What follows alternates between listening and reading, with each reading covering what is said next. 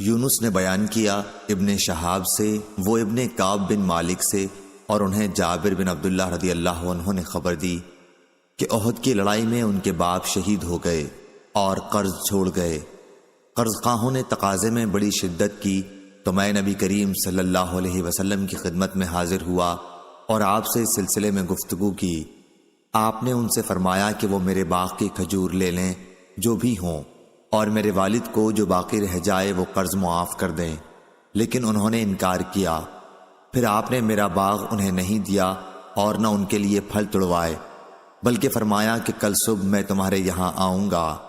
صبح کے وقت آپ صلی اللہ علیہ وسلم تشریف لائے اور کھجور کے درختوں میں ٹہلتے رہے اور برکت کی دعا فرماتے رہے۔ پھر میں نے پھل توڑ کر قرض خواہوں کے سارے قرض ادا کر دیے اور میرے پاس کھجور بچ بھی گئی۔ اس کے بعد میں رسول کریم صلی اللہ علیہ وسلم کی خدمت میں حاضر ہوا۔ میں نے آپ کو واقعہ کی اطلاع دی۔ حضرت عمر رضی اللہ عنہ بھی وہیں بیٹھے ہوئے تھے۔ آپ نے ان سے فرمایا، عمر سن رہے ہو؟ حضرت عمر رضی اللہ عنہ نے عرض کیا، ہمیں تو پہلے سے معلوم ہے کہ آپ اللہ کے سچے رسول ہیں۔ قسم خدا کی اس میں کسی شک و شبے کی گنجائش ہی نہیں کہ آپ اللہ کے سچے رسول ہیں۔ صحیح بخاری حدیث نمبر 2601۔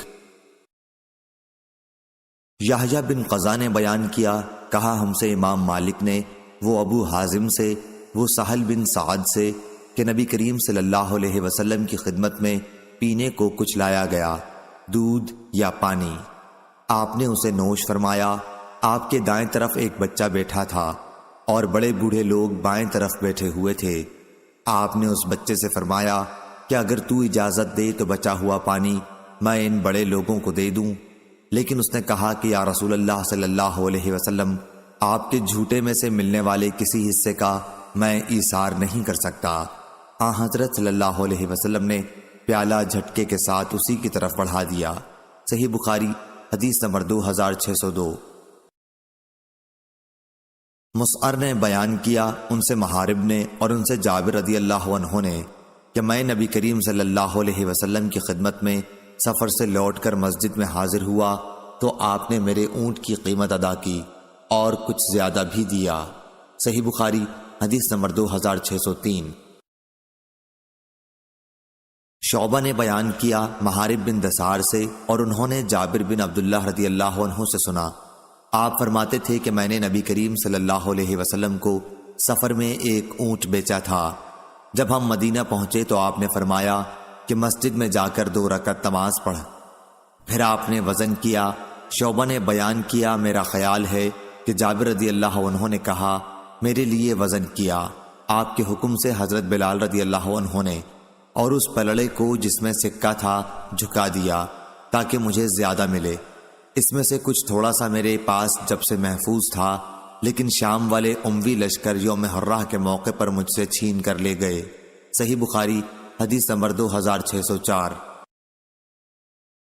قتیبہ نے بیان کیا، کہا ہم سے امام مالک نے ابو حازم سے، وہ سہل بن سعد رضی اللہ عنہ سے، کہ رسول اللہ صلی اللہ علیہ وسلم کی خدمت میں کچھ پینے کو لایا گیا۔ آپ کے دائیں طرف ایک بچہ تھا اور قوم کے بڑے لوگ بائیں طرف تھے۔ آپ نے بچے سے فرمایا کہ کیا تمہاری طرف سے اس کی اجازت ہے کہ میں بچا ہوا پانی ان بزرگوں کو دے دوں؟ تو اس بچے نے کہا کہ نہیں، قسم اللہ کی میں آپ سے ملنے والے اپنے حصے کا ہرگز ایثار نہیں کر سکتا۔ پھر حضرت صلی اللہ علیہ وسلم نے مشروب ان کی طرف جھٹکے کے ساتھ بڑھا دیا۔ صحیح بخاری حدیث نمبر 2605۔ عبداللہ بن عثمان بن جبلہ نے بیان کیا، انہوں نے کہا کہ مجھے میرے باپ نے خبر دی شعبہ سے، ان سے سلمہ نے بیان کیا کہ میں نے ابو سلمہ رضی اللہ عنہ سے سنا، اور ان سے ابو ہریرہ رضی اللہ عنہ نے کہا کہ ایک شخص کا رسول اللہ صلی اللہ علیہ وسلم پر قرض تھا۔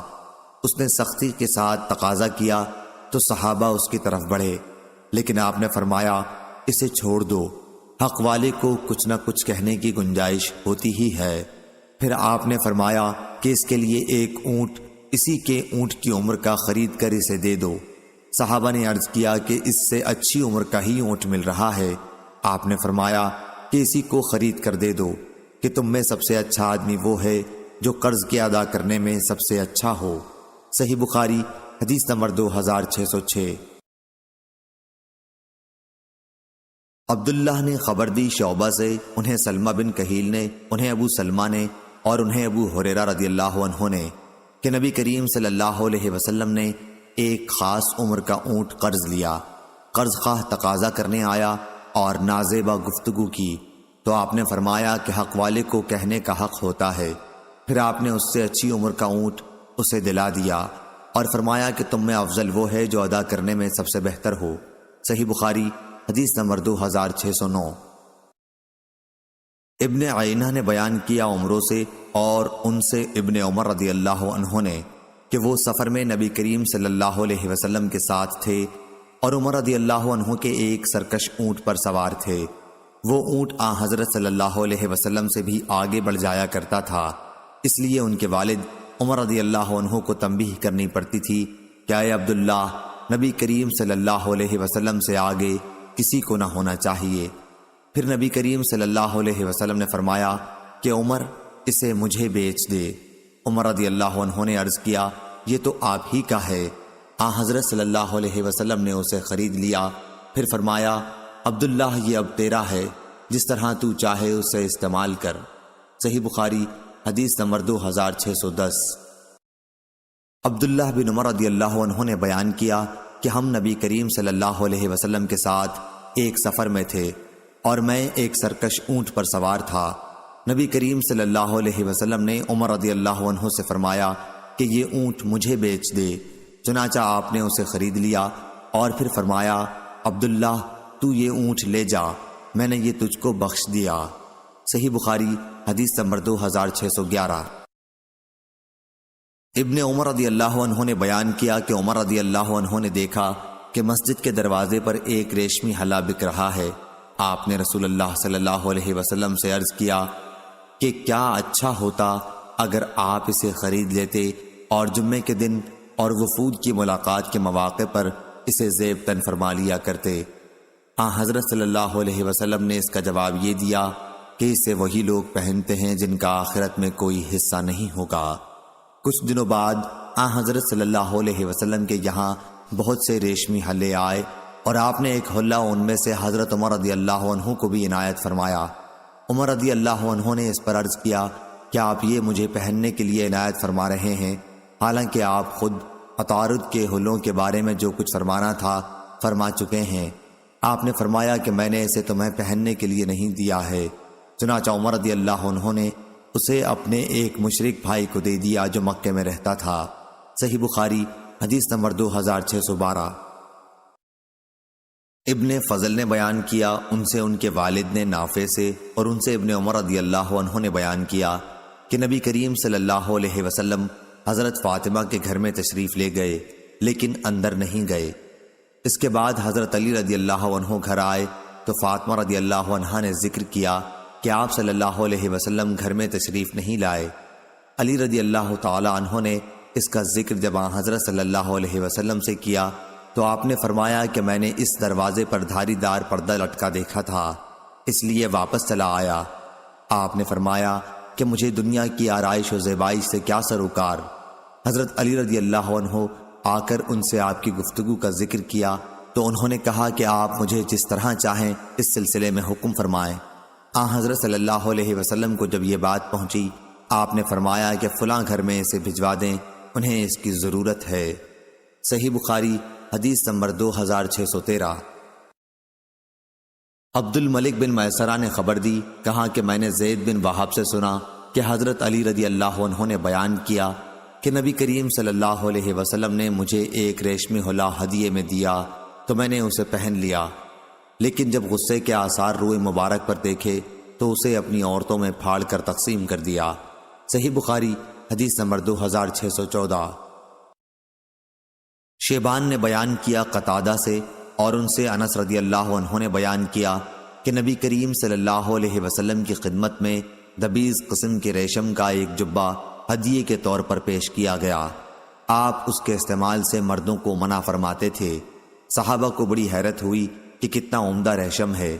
آپ نے فرمایا تمہیں اس پر حیرت ہے؟ اس ذات کی قسم جس کے ہاتھ میں محمد کی جان ہے، جنت میں سعد بن معاذ رضی اللہ عنہ کے رومال اس سے بھی زیادہ خوبصورت ہیں۔ صحیح بخاری حدیث نمبر 2615۔ سعید نے بیان کیا قتادہ سے اور ان سے انس رضی اللہ عنہ نے کہ دوما تبوک کے قریب ایک مقام کے عقیدر نصرانی نے نبی کریم صلی اللہ علیہ وسلم کی خدمت میں ہدیہ بھیجا تھا۔ صحیح بخاری حدیث نمبر 2616۔ خالد بن حارث نے بیان کیا ان سے شعبہ نے، ان سے ہشام بن زید نے اور ان سے انس بن مالک رضی اللہ عنہ نے کہ ایک یہودی عورت نبی کریم صلی اللہ علیہ وسلم کی خدمت میں زہر ملا ہوا بکری کا گوشت لائی۔ آپ نے اس میں سے کچھ کھایا لیکن فوراً ہی فرمایا کہ اس میں زہر پڑا ہوا ہے۔ پھر جب اسے لایا گیا اور اس نے زہر ڈالنے کا اقرار بھی کر لیا تو کہا گیا کہ کیوں نہ اسے قتل کر دیا جائے، لیکن آپ نے فرمایا کہ نہیں، اس زہر کا اثر میں نے ہمیشہ نبی کریم صلی اللہ علیہ وسلم کے تعلق میں محسوس کیا۔ صحیح بخاری حدیث نمبر 2617۔ معتمر بن سلیمان نے بیان کیا ان سے ان کے باپ نے بیان کیا، ان سے ابو عثمان نے بیان کیا اور ان سے عبد الرحمن بن ابی بکر رضی اللہ عنہ نے بیان کیا کہ ہم 130 آدمی رسول اللہ صلی اللہ علیہ وسلم کے ساتھ ایک سفر میں تھے۔ آپ نے دریافت فرمایا کیا کسی کے ساتھ کھانے کی بھی کوئی چیز ہے؟ ایک صحابی کے ساتھ تقریباً 1 صاع کھانا آٹا تھا۔ وہ آٹا گوندھا گیا۔ پھر ایک لمبا تڑنگا مشرک پریشان بال بکریاں ہانکتا ہوا آیا تو نبی اکرم صلی اللہ علیہ وسلم نے دریافت فرمایا یہ بیچنے کے لیے ہیں یا کسی کا عطیہ ہے، یا آپ نے عطیے کے بجائے ہبا فرمایا؟ اس نے کہا کہ نہیں، بیچنے کے لیے ہیں۔ آپ نے اس سے ایک بکری خریدی، پھر ذبح کی گئی۔ پھر نبی کریم صلی اللہ علیہ وسلم نے اس کی کلیجی بھوننے کے لیے کہا۔ قسم خدا کی 130 اصحاب میں سے ہر ایک کو اس کلیجی میں سے کاٹ کے دیا جو موجود تھے۔ انہیں تو آپ نے فوراً ہی دے دیا، اور جو اس وقت موجود نہیں تھے ان کا حصہ محفوظ رکھ لیا۔ پھر بکری کے گوشت کو 2 بڑی قابوں میں رکھا گیا اور سب نے خوب سیر ہو کر کھایا۔ جو کچھ قابوں میں بچ گیا تھا اسے اونٹ پر رکھ کر ہم واپس لائے، او کما قال۔ صحیح بخاری حدیث نمبر 2618۔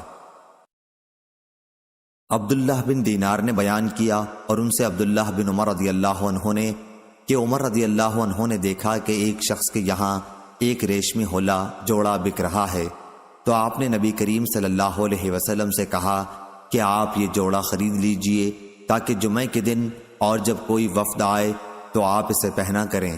آپ نے فرمایا کہ اسے تو وہ لوگ پہنتے ہیں جن کا آخرت میں کوئی حصہ نہیں ہوتا۔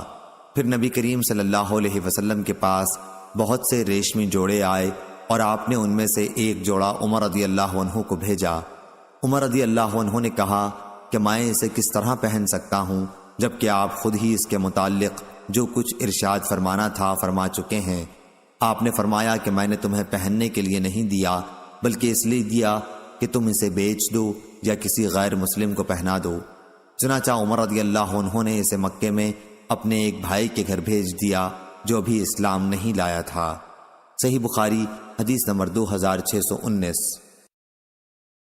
عبید بن اسماعیل نے بیان کیا، کہا ہم سے ابو اسامہ نے بیان کیا ہشام سے، ان سے ان کے باپ نے اور ان سے اسماء بنت ابی بکر رضی اللہ عنہا نے بیان کیا کہ رسول اللہ صلی اللہ علیہ وسلم کے زمانے میں میری والدہ قتیلہ بنت عبد العزا جو کہ مشرکہ تھیں میرے یہاں آئیں۔ میں نے آپ سے پوچھا، میں نے یہ بھی کہا کہ وہ مجھ سے ملاقات کی بہت خواہش مند ہیں، تو کیا میں اپنی والدہ کے ساتھ صلہ رحمی کر سکتی ہوں؟ حضرت صلی اللہ علیہ وسلم نے فرمایا کہ ہاں، اپنی والدہ کے ساتھ صلہ رحمی کر۔ صحیح بخاری حدیث نمبر 2620۔ قتادہ نے بیان کیا سعید بن مسیب سے اور ان سے عبداللہ بن عباس رضی اللہ عنہ نے بیان کیا کہ نبی کریم صلی اللہ علیہ وسلم نے فرمایا اپنا دیا ہوا ہدیہ واپس لینے والا ایسا ہے جیسے اپنی کی ہوئی قے کا چاٹنے والا۔ صحیح بخاری حدیث نمبر 2621۔ ایوب نے بیان کیا اکرمہ سے اور ان سے عبداللہ بن عباس رضی اللہ عنہ نے بیان کیا کہ نبی کریم صلی اللہ علیہ وسلم نے فرمایا ہم مسلمانوں کو بری مثال نہ اختیار کرنی چاہیے اس شخص کی سی جو اپنا دیا ہوا ہدیہ واپس لے لے، وہ اس کتے کی طرح ہے جو اپنی قے خود چاٹتا ہے۔ صحیح بخاری حدیث نمبر 2622۔ امام مالک نے بیان کیا زید بن اسلم سے، ان سے ان کے باپ نے کہ انہوں نے عمر بن خطاب رضی اللہ عنہ سے سنا، آپ نے فرمایا کہ میں نے ایک گھوڑا اللہ کے راستے میں جہاد کے لیے ایک شخص کو دیا، جسے میں نے وہ گھوڑا دیا تھا اس نے اسے دبلا کر دیا، اس لیے میرا ارادہ ہوا کہ اس سے اپنا وہ گھوڑا خرید لوں۔ میرا یہ بھی خیال تھا کہ وہ شخص وہ گھوڑا سستے داموں پر بیچ دے گا، لیکن جب میں نے اس کے بارے میں نبی کریم صلی اللہ علیہ وسلم سے پوچھا تو آپ نے فرمایا کہ تم اسے نہ خریدو، خواہ تمہیں وہ ایک ہی درہم میں کیوں نہ دے، کیونکہ اپنے صدقے کو واپس لینے والا شخص اس کتے کی طرح ہے جو اپنی ہی قے خود چاٹتا ہے۔ صحیح بخاری حدیث نمبر 2623۔ عبداللہ بن عبید اللہ بن ابی ملیکہ نے خبر دی کہ ابن جدعان کے غلام بنو صہیب نے دعویٰ کیا کہ 2 مکان اور 1 حجرہ نبی کریم صلی اللہ علیہ وسلم نے صہیب رضی اللہ عنہ کو عنایت فرمایا تھا، جو وراثت میں انہیں ملنا چاہیے۔ خلیفہ مروان بن حکم نے پوچھا کہ تمہارے حق میں اس دعوے پر گواہ کون ہے؟ انہوں نے کہا کہ عبداللہ بن عمر رضی اللہ عنہ۔ مروان نے آپ کو بلایا تو آپ نے گواہی دی کہ واقعی رسول اللہ صلی اللہ علیہ وسلم نے صہیب رضی اللہ عنہ کو 2 مکان اور 1 حجرہ دیا تھا۔ مروان نے آپ کی گواہی پر فیصلہ ان کے حق میں کر دیا۔ صحیح بخاری حدیث نمبر 2624۔ شیبان نے بیان کیا، ان سے یحییٰ نے، ان سے ابو سلمہ نے اور ان سے جابر رضی اللہ عنہ نے بیان کیا کہ رسول اللہ صلی اللہ علیہ وسلم نے عمرہ کے متعلق فیصلہ کیا تھا کہ وہ اس کا ہو جاتا ہے جسے ہبا کیا گیا ہو۔ صحیح بخاری حدیث نمبر 2625۔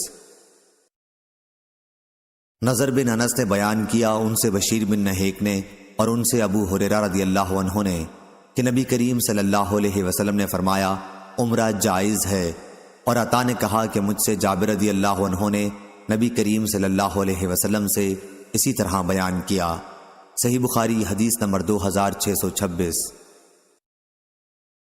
شعبہ نے بیان کیا قتادہ سے کہ میں نے انس رضی اللہ عنہ سے سنا، آپ نے بیان کیا کہ مدینے پر دشمن کے حملے کا خوف تھا، اس لیے نبی کریم صلی اللہ علیہ وسلم نے طلحہ رضی اللہ عنہ سے ایک گھوڑا جس کا نام مندوب تھا مستعار لیا، پھر آپ اس پر سوار ہوئے، صحابہ بھی ساتھ تھے۔ پھر جب واپس ہوئے تو فرمایا ہمیں تو کوئی خطرے کی چیز نظر نہ آئی، البتہ یہ گھوڑا ہم نے سمندر کی طرح تیز دوڑتا پایا۔ صحیح بخاری حدیث نمبر 2627۔ عبد الواحد بن ایمن نے بیان کیا، کہا کہ مجھ سے میرے باپ نے بیان کیا، انہوں نے کہا کہ میں عائشہ رضی اللہ عنہا کی خدمت میں حاضر ہوا تو آپ قطر یمن کا ایک دبیز کھردرا کپڑا کی قمیص قیمتی 5 درہم کی پہنے ہوئی تھیں۔ آپ نے مجھ سے فرمایا ذرا نظر اٹھا کر میری اس لونڈی کو تو دیکھ، اسے گھر میں بھی یہ کپڑے پہننے سے انکار ہے، حالانکہ رسول اللہ صلی اللہ علیہ وسلم کے زمانے میں میرے پاس اسی کی ایک قمیص تھی، جب کوئی لڑکی دلہن بنائی جاتی تو میرے یہاں آدمی بھیج کر قمیص عاریتاً منگا لیتی تھی۔ صحیح بخاری حدیث نمبر 2628۔ امام مالک نے بیان کیا، ان سے ابو زناد نے، ان سے اعرج نے اور ان سے ابو ہریرہ رضی اللہ عنہ نے کہ رسول کریم صلی اللہ علیہ وسلم نے فرمایا کیا ہی عمدہ ہے یہ ہدیہ اس دودھ دینے والی اونٹنی کا جس نے ابھی حال ہی میں بچہ جنا ہو، اور دودھ دینے والی بکری کا جو صبح و شام اپنے دودھ سے برتن بھر دیتی ہے۔ ہم سے عبداللہ بن یوسف اور اسماعیل نے بیان کیا، ان سے امام مالک نے بیان کیا کہ دودھ دینے والی اونٹنی کا صدقہ کیا ہی عمدہ ہے۔ صحیح بخاری حدیث نمبر 2629۔ ابن وہب نے خبر دی یونس سے، انہوں نے ابن شہاب سے، وہ انس بن مالک رضی اللہ عنہ سے کہ جب مہاجرین مکے سے مدینہ آئے تو ان کے ساتھ کوئی بھی سامان نہ تھا، انصار زمین اور جائیداد والے تھے۔ انصار نے مہاجرین سے یہ معاملہ کر لیا کہ وہ اپنے باغات میں سے انہیں ہر سال پھل دیا کریں گے اور اس کے بدلے مہاجرین ان کے باغات میں کام کیا کریں۔ حضرت انس رضی اللہ عنہ کی والدہ ام سلیم جو عبداللہ بن ابی طلحہ رضی اللہ عنہ کی والدہ بھی تھیں، انہوں نے رسول اللہ صلی اللہ علیہ وسلم کو کھجور کا ایک باغ ہدیہ دے دیا تھا، لیکن آپ نے وہ باغ اپنی لونڈی ام ایمن رضی اللہ عنہا جو اسامہ بن زید رضی اللہ عنہ کی والدہ تھیں عنایت فرما دیا۔ ابن شہاب نے بیان کیا کہ مجھے انس بن مالک رضی اللہ عنہ نے خبر دی کہ نبی کریم صلی اللہ علیہ وسلم جب خیبر کے یہودیوں کی جنگ سے فارغ ہوئے اور مدینہ تشریف لائے تو مہاجرین نے انصار کو ان کے تحائف واپس کر دیے جو انہوں نے پھلوں کی صورت میں دے رکھے تھے۔ حضرت صلی اللہ علیہ وسلم نے انس رضی اللہ عنہ کی والدہ کا باغ بھی واپس کر دیا اور ام ایمن رضی اللہ عنہ کو اس کے بجائے اپنے باغ میں سے کچھ درخت عنایت فرما دیے۔ احمد بن شبیب نے بیان کیا انہیں ان کے والد نے خبر دی اور انہیں یونس نے اسی طرح، البتہ اپنی روایت میں بجائے مکانہن من حائطہ کے مکانہن من خالصہ بیان کیا۔ صحیح بخاری حدیث نمبر 2630۔ اوزائی نے بیان کیا حسان بن عطیہ سے، ان سے ابو قبصہ سلولی نے اور انہوں نے عبداللہ بن عمر رضی اللہ عنہ سے سنا۔ آپ بیان کرتے تھے کہ نبی کریم صلی اللہ علیہ وسلم نے فرمایا 40 خصلتیں جن میں سب سے اعلیٰ و ارفع دودھ دینے والی بکری کا ہدیہ کرنا ہے ایسی ہیں کہ جو شخص ان میں سے ایک خصلت پر بھی عامل ہوگا ثواب کی نیت سے اور اللہ کے وعدے کو سچا سمجھتے ہوئے تو اللہ تعالیٰ اس کی وجہ سے اسے جنت میں داخل کرے گا۔ حسان نے کہا کہ دودھ دینے والی بکری کے ہدیے کو چھوڑ کر ہم نے سلام کا جواب دینا، چھینکنے والے کا جواب دینا اور تکلیف دینے والی چیز کو راستے سے ہٹا دینے وغیرہ کا شمار کیا تو سب 15 خصلتیں بھی ہم شمار نہ کر سکے۔ صحیح بخاری حدیث نمبر 2631۔ جابر رضی اللہ عنہ نے بیان کیا کہ ہم میں سے بہت سے اصحاب کے پاس فالتو زمین بھی تھی۔ انہوں نے کہا تھا کہ تہائی یا چوتھائی یا نصف کی بٹائی پر ہم کیوں نہ اسے دے دیا کریں۔ اس پر نبی کریم صلی اللہ علیہ وسلم نے فرمایا جس کے پاس زمین ہو تو اسے خود بونی چاہیے یا پھر کسی اپنے بھائی کو ہدیہ کر دینی چاہیے، اور اگر ایسا نہیں کر سکتا تو پھر زمین اپنے پاس ہی رکھے رہے۔ صحیح بخاری حدیث نمبر 2632۔ ابو سعید خدری رضی اللہ عنہ نے بیان کیا کہ ایک دیہاتی نبی کریم صلی اللہ علیہ وسلم کی خدمت میں حاضر ہوا اور آپ سے ہجرت کے لیے پوچھا۔ آپ نے فرمایا خدا تم پر رحم کرے، ہجرت کا تو بڑا ہی دشوار معاملہ ہے، تمہارے پاس اونٹ بھی ہے؟ انہوں نے کہا جی ہاں۔ آپ نے دریافت فرمایا اور اس کا صدقہ زکوٰۃ بھی ادا کرتے ہو؟ انہوں نے کہا کہ جی ہاں۔ آپ نے دریافت فرمایا اس میں سے کچھ ہدیہ بھی دیتے ہو؟ انہوں نے کہا جی ہاں۔ آپ نے دریافت فرمایا تو تم اسے پانی پلانے کے لیے گھاٹ پر لے جانے والے دن دھوتے ہوگے؟ انہوں نے کہا جی ہاں۔ پھر آپ نے فرمایا کہ سمندروں کے پار بھی اگر تم عمل کرو گے تو اللہ تعالیٰ تمہارے عمل میں سے کوئی چیز نہیں چھوڑے گا۔ ایک دیہاتی نے دیگر مہاجرین کی طرح اپنا ملک چھوڑ کر مدینے میں رہنا چاہا۔ آپ جانتے تھے کہ اس سے ہجرت نہ نبھ سکے گی، اس لیے آپ نے فرمایا کہ اپنے ملک میں رہ کر نیک کام کرتا رہے، یہی کافی ہے۔ یہ واقعہ فتح مکہ کے بعد کا ہے جبکہ ہجرت فرض نہیں رہی تھی۔ صحیح بخاری حدیث نمبر 2633۔ طاؤس نے بیان کیا، کہا کہ مجھ سے ان میں سب سے زیادہ اس مخابرہ کے جاننے والے نے بیان کیا، ان کی مراد ابن عباس رضی اللہ عنہ سے تھی، کہ نبی کریم صلی اللہ علیہ وسلم ایک مرتبہ ایسے کھیت کی طرف تشریف لے گئے جس کی کھیتی لہلہا رہی تھی۔ آپ نے دریافت فرمایا کہ یہ کس کا ہے؟ صحابہ رضی اللہ عنہم نے بتلایا کہ فلاں نے اسے کرائے پر لیا ہے۔ اس پر آپ نے فرمایا کہ اگر وہ ہدیتاً دے دیتا تو وہ اس سے بہتر تھا کہ اس پر ایک مقررہ اجرت وصول کرتا۔ صحیح بخاری حدیث نمبر 2634۔ ابو زناد نے بیان کیا، ان سے اعرج نے اور ان سے ابو ہریرہ رضی اللہ عنہ نے، کہ رسول اللہ صلی اللہ علیہ وسلم نے فرمایا ابراہیم علیہ السلام نے سارا کے ساتھ ہجرت کی تو انہیں بادشاہ نے عاجر کو یعنی ہاجرہ کو عطیے میں دے دیا۔ پھر وہ واپس ہوئیں اور ابراہیم علیہ السلام سے کہا، دیکھا آپ نے کہ اللہ تعالیٰ نے کافر کو کس طرح ذلیل کیا، اور ایک لڑکی خدمت کے لیے بھی دے دی۔ ابن سیرین نے کہا ان سے ابو ہریرہ رضی اللہ عنہ نے اور ان سے نبی کریم صلی اللہ علیہ وسلم نے کہ بادشاہ نے ہاجرہ کو ان کی خدمت کے لیے دے دیا تھا۔ صحیح بخاری حدیث نمبر 2635۔ سفیان نے خبر دی، کہا کہ میں نے مالک سے سنا، انہوں نے زید بن اسلم سے پوچھا تھا تو انہوں نے بیان کیا کہ میں نے اپنے باپ سے سنا، وہ بیان کرتے تھے کہ عمر رضی اللہ عنہ نے کہا، میں نے ایک گھوڑا اللہ کے راستے میں جہاد کے لیے ایک شخص کو دے دیا تھا، پھر میں نے دیکھا کہ وہ اسے بیچ رہا ہے، اس لیے میں نے رسول کریم صلی اللہ علیہ وسلم سے پوچھا کہ اسے واپس میں ہی خرید لوں؟ آپ نے فرمایا، اس گھوڑے کو نہ خرید، اپنا دیا ہوا صدقہ واپس نہ لو۔ صحیح بخاری حدیث نمبر 2636۔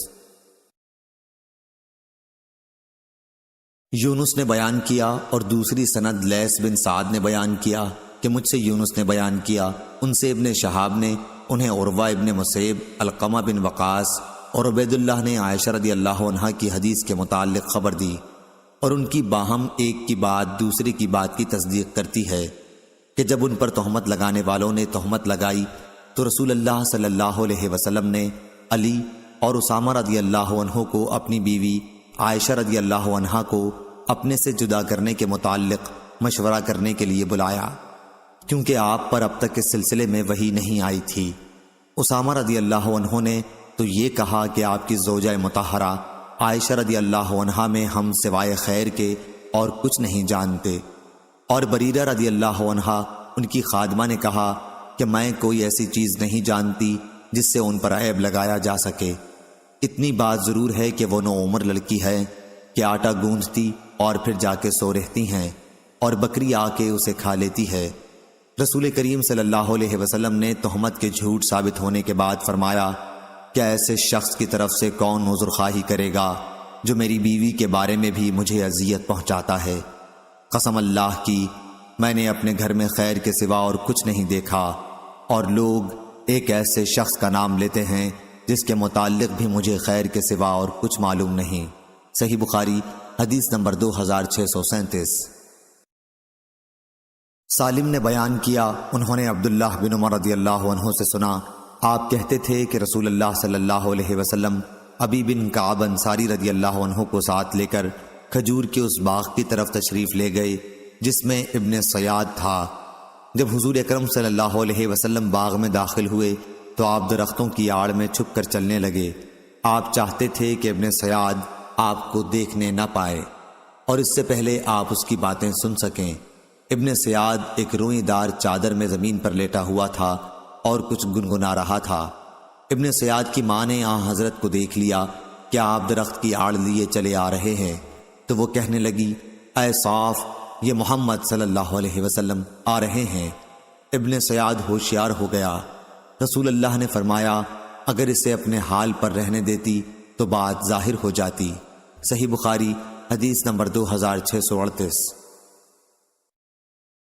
سفیان نے بیان کیا ظاہری سے، ان سے عروہ نے اور ان سے عائشہ رضی اللہ عنہا نے کہ رفاع قرظی رضی اللہ عنہا کی بیوی۔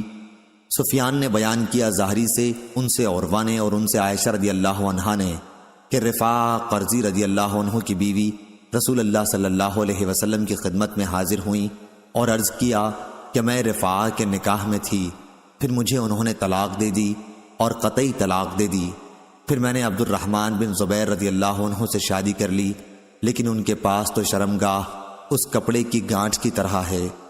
حضرت صلی اللہ علیہ وسلم نے دریافت کیا، کیا تو رفاع کے پاس دوبارہ جانا چاہتی ہے؟ لیکن تو اس وقت تک ان سے اب شادی نہیں کر سکتی جب تک تو عبد الرحمن بن زبیر کا مزہ نہ چکھ لے اور وہ تمہارا مزہ نہ چکھ لیں۔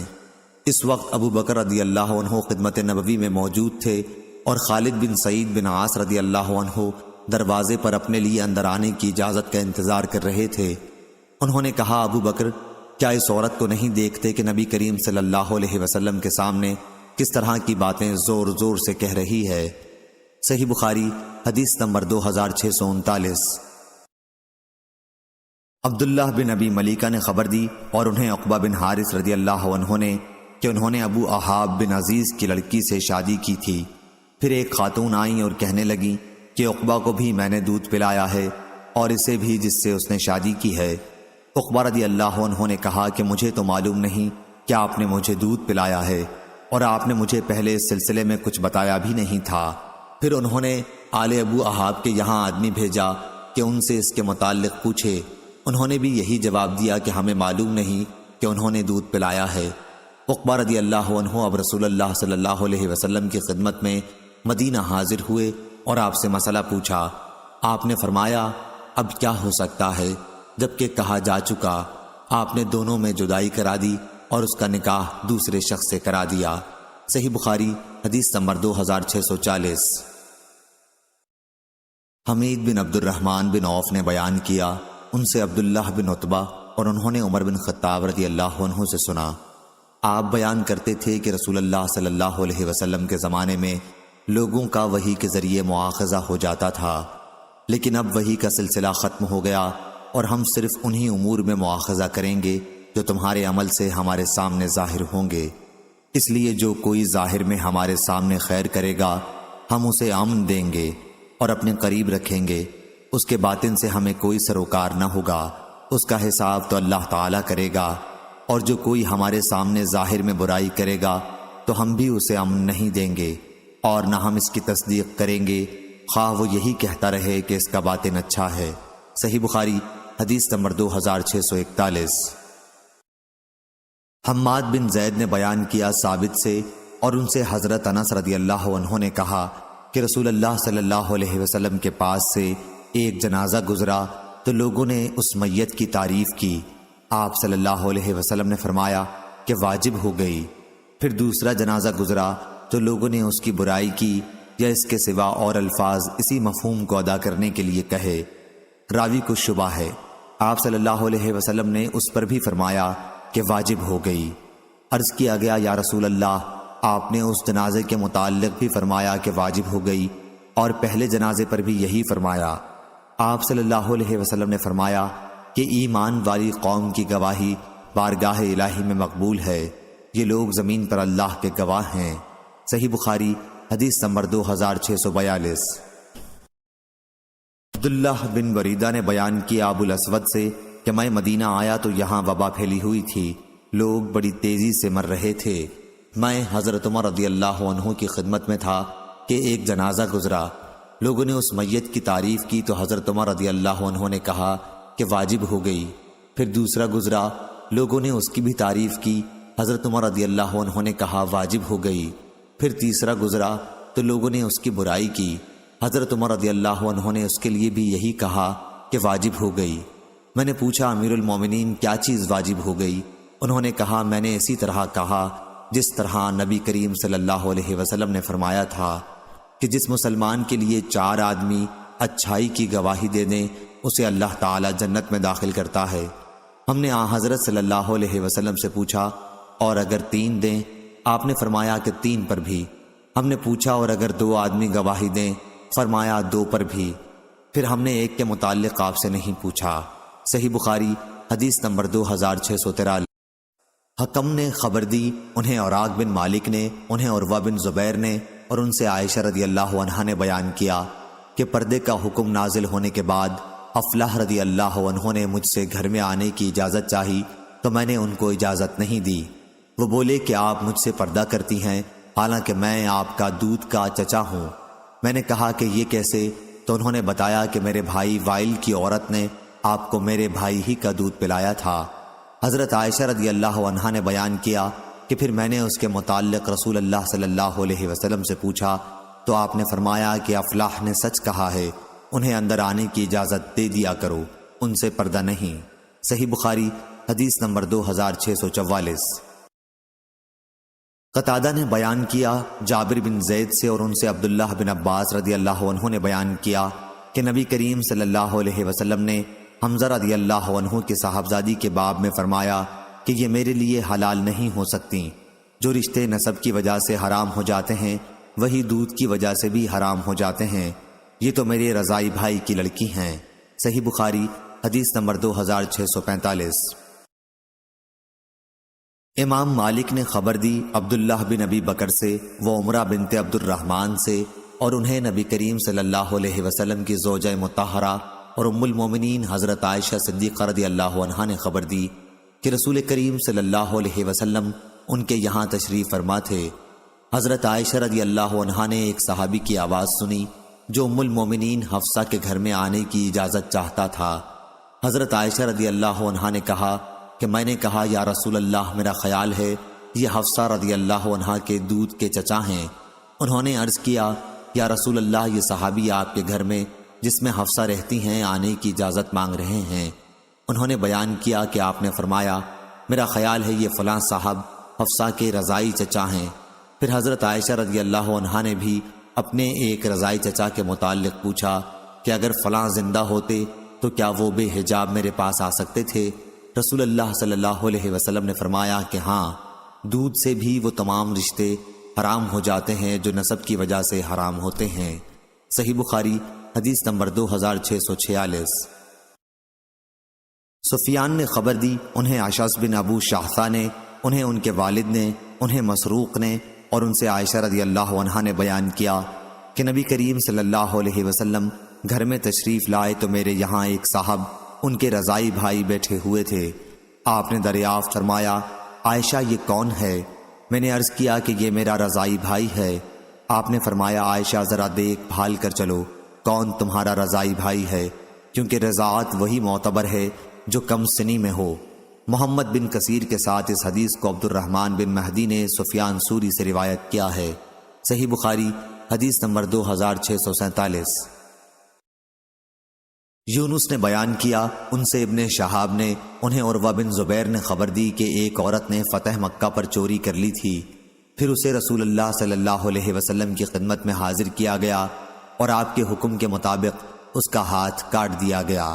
حضرت عائشہ رضی اللہ عنہا نے بیان کیا کہ پھر انہوں نے اچھی طرح توبہ کر لی اور شادی کر لی۔ اس کے بعد وہ آتی تھیں تو میں ان کی ضرورت رسول اللہ صلی اللہ علیہ وسلم کی خدمت میں پیش کر دیا کرتی تھی۔ صحیح بخاری حدیث نمبر 2648۔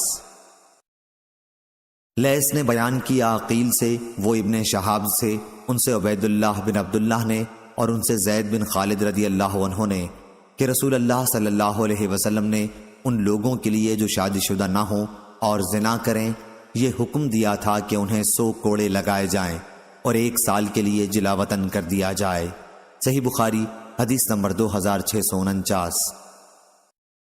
عبداللہ بن مبارک نے خبر دی، کہا ہم کو ابی حیان تیمین یحییٰ بن سعید نے، انہیں شعبی نے اور ان سے نعمان بن بشیر رضی اللہ عنہ نے بیان کیا کہ میری ماں نے میرے باپ سے مجھے ایک چیز ہبہ دینے کے لیے کہا۔ پہلے تو انہوں نے انکار کیا کیونکہ دوسری بیوی کے بھی اولاد تھی، پھر راضی ہو گئے اور مجھے وہ چیز ہبہ کر دی، لیکن ماں نے کہا کہ جب تک آپ نبی کریم صلی اللہ علیہ وسلم کو اس معاملے میں گواہ نہ بنائیں میں اس پر راضی نہ ہوں گی۔ چنانچہ والد میرا ہاتھ پکڑ کر نبی کریم صلی اللہ علیہ وسلم کی خدمت میں حاضر ہوئے۔ میں ابھی 9 عمر تھا۔ انہوں نے عرض کیا کہ اس لڑکے کی ماں عمرہ بنت رواحہ رضی اللہ عنہا مجھ سے ایک چیز اسے ہبہ کرنے کے لیے کہہ رہی ہیں۔ آپ صلی اللہ علیہ وسلم نے دریافت فرمایا اس کے علاوہ اور بھی تمہارے لڑکے ہیں؟ انہوں نے کہا کہ ہاں ہیں۔ نعمان رضی اللہ عنہ نے بیان کیا، میرا خیال ہے کہ حضرت صلی اللہ علیہ وسلم نے اس پر فرمایا تو مجھ کو ظلم کی بات پر گواہ نہ بنا۔ اور ابو حریز نے شعبی سے یہ نقل کیا کہ آپ نے فرمایا میں ظلم کی بات پر گواہ نہیں بنتا۔ صحیح بخاری حدیث نمبر 2650۔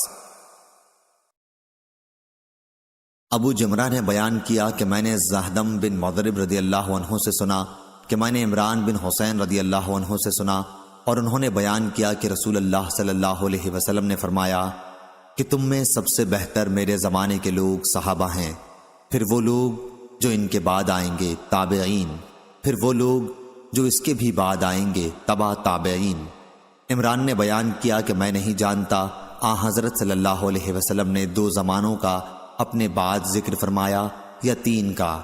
پھر آپ نے فرمایا کہ تمہارے بعد ایسے لوگ پیدا ہوں گے جو چور ہوں گے، جن میں دیانت کا نام نہ ہوگا، ان سے گواہی دینے کے لیے نہیں کہا جائے گا، لیکن وہ گواہیاں دیتے پھریں گے، نظریں مانیں گے لیکن پوری نہیں کریں گے، موٹاپا ان میں عام ہوگا۔ صحیح بخاری حدیث نمبر 2651۔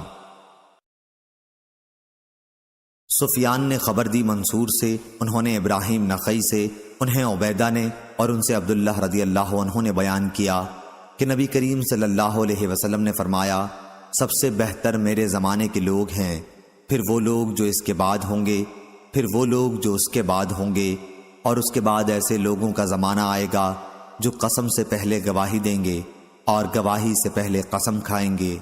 ابراہیم نخعی رحمہ اللہ نے بیان کیا کہ ہمارے بڑے بزرگ شہادت اور عہد کا لفظ زبان سے نکالنے پر ہمیں مارتے تھے۔ صحیح بخاری حدیث نمبر 2652۔ عبداللہ بن منیر نے بیان کیا، کہا ہم نے وہب بن جریر اور عبداللہ بن ابراہیم سے سنا۔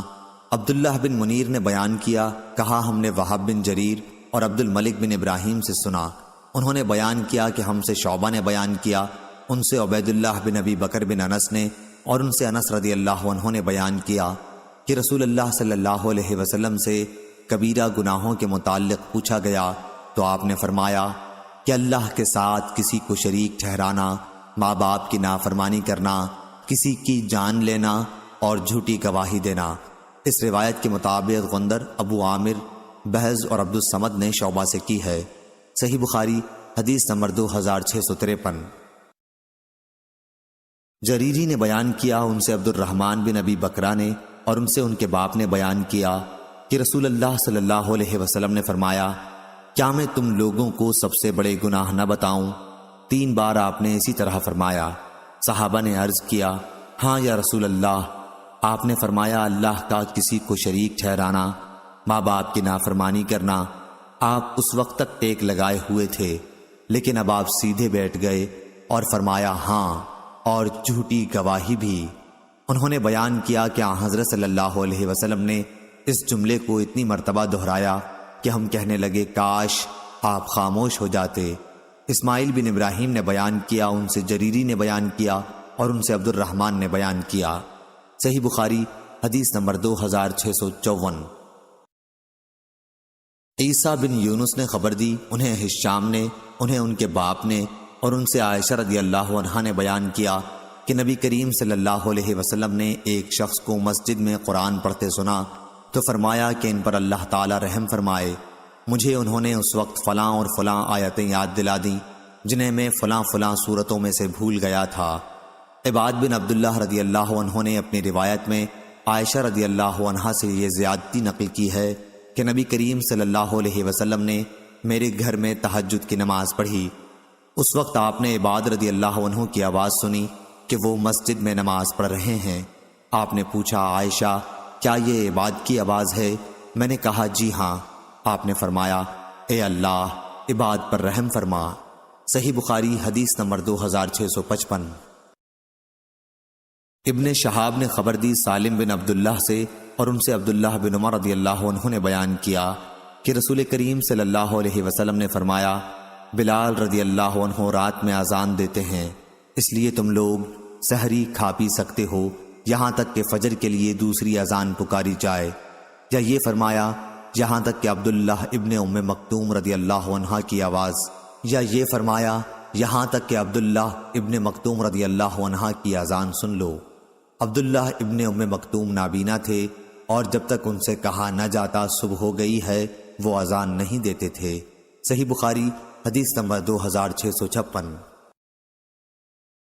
ایوب نے بیان کیا عبداللہ بن ابی ملیکہ سے اور ان سے مسعور بن مخرمہ رضی اللہ عنہ نے بیان کیا کہ نبی کریم صلی اللہ علیہ وسلم کے یہاں چند قبائیں آئیں تو مجھ سے میرے باپ مخرمہ رضی اللہ عنہ نے کہا کہ میرے ساتھ رسول اللہ صلی اللہ علیہ وسلم کی خدمت میں چلو، ممکن ہے آپ ان میں سے کوئی مجھے بھی عنایت فرمائیں۔ میرے والد حضور اکرم صلی اللہ علیہ وسلم کے گھر پہنچ کر دروازے پر کھڑے ہو گئے اور باتیں کرنے لگے۔ آپ نے ان کی آواز پہچان لی اور باہر تشریف لائے۔ آپ کے پاس ایک قبا بھی تھی، آپ اس کی خوبیاں بیان کرنے لگے اور فرمایا کہ میں نے یہ تمہارے ہی لیے الگ کر رکھی تھی، صرف تمہارے ہی لیے۔ صحیح بخاری حدیث نمبر 2657۔ زید نے خبر دی، انہیں ایاز بن عبداللہ نے اور انہیں ابو سعید خدری رضی اللہ عنہ نے کہ نبی کریم صلی اللہ علیہ وسلم نے فرمایا، کیا عورت کی گواہی مرد کی گواہی کے آدھے کے برابر نہیں ہے؟ ہم نے عرض کیا، کیوں نہیں؟ آپ نے فرمایا کہ یہی تو ان کی عقل کا نقصان ہے۔ صحیح بخاری حدیث نمبر 2658۔ ابو عاصم نے بیان کیا، کہا ہم سے ابن جریج نے، وہ ابن ابی ملیکہ سے، ان سے عقبہ بن حارث رضی اللہ عنہ نے۔ دوسری سند امام بخاری نے کہا اور ہم سے علی بن عبداللہ نے بیان کیا، کہا ہم سے یحییٰ بن سعید نے بیان کیا، ان سے ابن جریج نے بیان کیا کہ میں نے ابن ابی ملیکہ سے سنا، کہا کہ مجھ سے عقبہ بن حارث رضی اللہ عنہ نے بیان کیا، یا یہ کہا کہ میں نے یہ حدیث ان سے سنی کہ انہوں نے ام یحییٰ بنت ابی احاب سے شادی کی تھی۔